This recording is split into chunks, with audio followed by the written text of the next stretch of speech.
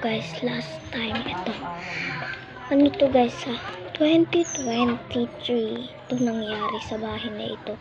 Natakot ako kasi natitira pa lang kami. Doon sa may bahay na doon na natitira kami. Tapos minsan natakot ako doon, nakatira na kami, diba?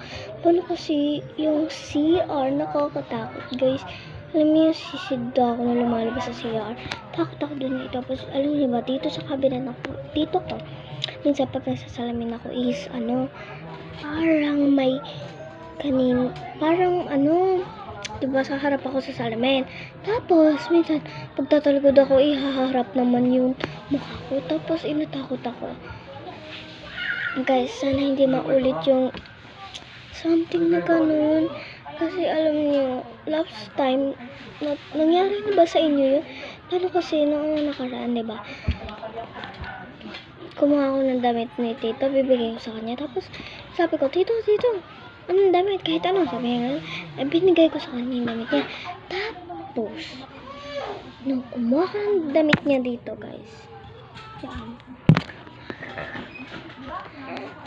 last time is may nagpakita na di ko alam. Malaking mata siya, ganyan siya kalaki. Yung avatar, ganun, basta sa Roblox, sa Brookhaven, ayun.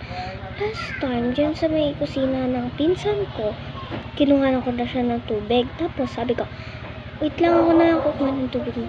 Gabi yun, guys, ng mga 9 hanggang siguro, kumakain kasi siya. Tapos, sabi niya, abutan ko daw siya ng tubig. Ito yung pinagay ko sa kanya, tubig.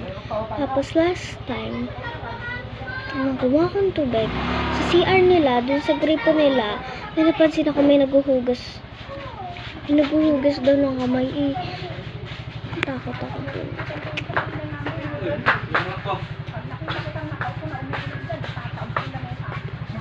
Tapos last time guys is may nakita ako, hindi ko inaasahang multo. So bye, see you next vlog.